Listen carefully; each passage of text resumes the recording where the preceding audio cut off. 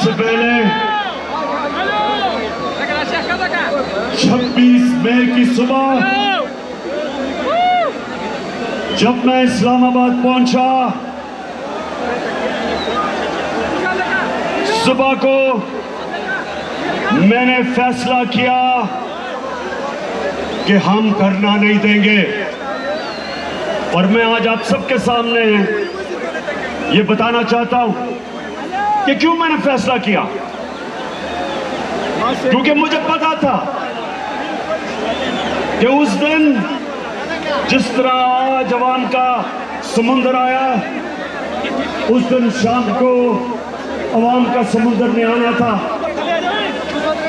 और मुझे पता था कि लोगों में गुस्सा था अपनी पुलिस के खिलाफ और रेंजर्स के खिलाफ कि उन्होंने सिर्फ नौजवानों के ऊपर शेलिंग नहीं सिर्फ की, उन्होंने औरतों और बच्चों के ऊपर बेदर्दी से जिस तरह उन्होंने जुल्म किया। मुझे ये पूरा इल्म था कि उस दिन शाम को इंतशार होना था। उस दिन शाम को पुलिस और रेंजर्स के सामने मेरी कौम ने खड़े हो जाना था। मैंने इसलिए फैसला किया कि ये कौम भी मेरी है, पुलिस भी मेरी है, रेंजर्स भी मेरे हैं। मैं अपनी कौम में इंतशार नहीं फैलाना चाहता। मैं तो सिर्फ एक मकसद के लिए निकला हूं कि इंपोर्टेड हुकूमत नामंजूर। मेरा मकसद सिर्फ निकले का एक है कि एक अमरीकी साजिश के तहत यहां के मीर जाफर और मीर सादिक ने मिलकर इन्होंने साजिश की, एक 22 करोड़ अवाम की इलेक्टेड हुकूमत को हटाया। और उसके बाद इस मुल्क के बड़े बड़े डाकुओं को हमारे ऊपर मुसल्लत किया। मैं तो सिर्फ एक वजह से निकला था कि मैं पैगाम देना चाहता था सबको, सारे इदारों को, कि कौम किधर खड़ी है, कौम क्या चाहती है और कौम किसी सूरत इन डाकुओं को तस्लीम नहीं करेगी।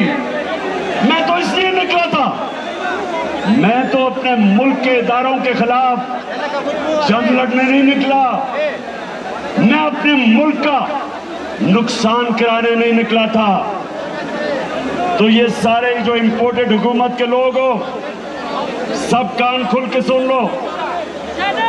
मुझे पता तुम्हारी कोशिश क्या है। तुम चाहते हो कि हम अपनी फौज से लड़ पड़े, तुम ये चाहते हो कि हम अपनी फौज और अपनी अदलिया के सामने खड़े हो जाएं। कान खोल के सुन लो इंपोर्टेड हुकूमत वालों, चेरी ब्लॉसम सुन लो,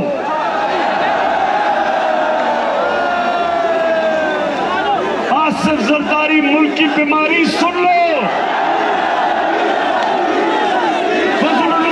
डीजल सुन लो, कि हमारा जीना मरना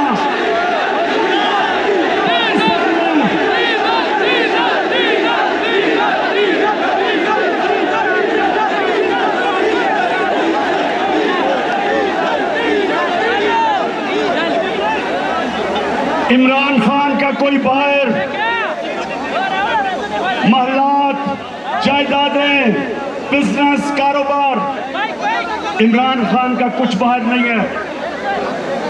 20 साल बाहर कमाई की, सारा कुछ बेच के आज मेरा मरना जीना पाकिस्तान में है।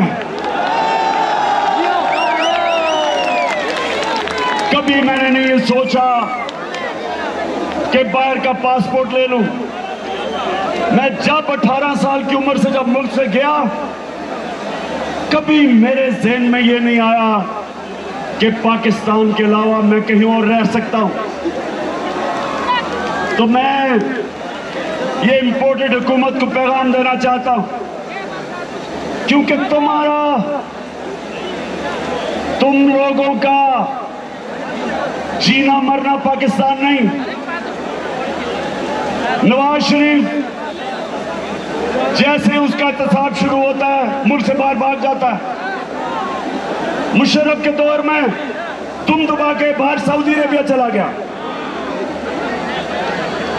उसके बाद वापस आया, मुल्क को लूटा, फिर जब उसके केस शुरू हुए फिर वापस भाग गया, और अब फिर एनआरओ की इंतजार कर रहा वापस आने के लिए। आसिफ जरदारी कितने साल बाहर रहा, इनकी जायदादें, पैसा जो इधर से लूटा वो बाहर है, इनको कोई फर्क नहीं पड़ता। इनको कोई फर्क नहीं पड़ता अगर पाकिस्तान नीचे जाता है, अगर रुपया गिरता है। इनके डॉलरों में पैसे हैं, इनकी दौलत में इजाफा होता है। अगर ये मुल्क नीचे जाता है, इनको कोई फर्क नहीं पड़ता, क्योंकि ये तो फिर बाहर जा सकते हैं। नवाज शरीफ के तो बेटे बाहर हैं, बरतानिया का पासपोर्ट लिया हुआ है, कहते हम पाकिस्तान के शहरी नहीं। जरदारी जब प्रेसिडेंट था 50 दफा दुबई निजी दौरों पे गया, नवाज शरीफ 22 दफा लंदन निजी दौरों पे गया, तो इनको कोई फर्क नहीं पड़ता। ये वो लोग हैं, ये सुने मेरे पाकिस्तानियों, ये गौर से सुने। ये जब इक़्तिदार में था जरदारी, इसने हुसैन हक्कानी के जरिए अमरीकी सिपा सलार को मैसेज दी। क्या पैगाम दिया कि अमरीकनों को कहा कि मुझे जरदारी को पाकिस्तान की फौज से बचा लो। प्रेसिडेंट होते हुए, पाकिस्तानियों प्रेसिडेंट होते हुए अमरीकनों को कहता है कि मुझे पाकिस्तानी फौज से बचा लो।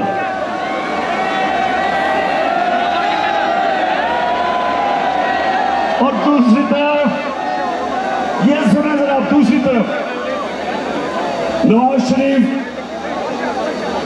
नवाज शरीफ ने हिंदुस्तान जब वो गया, हिंदुस्तान में उसने कश्मीरी हुर्रियत लीडर्स को नहीं मिला कि नरेंद्र मोदी नाराज ना हो जाए। और काठमांडू में जब छुप के सार की मीटिंग की नरेंद्र मोदी से, तो अपनी फौज से बच के की। कश्मीरियों पे वो जुल्म कर रहे थे, कश्मीरियों पे जुल्म कर रहे थे नरेंद्र मोदी की हुकूमत, और ये मोदी को घर के शादी पे बुला रहा था।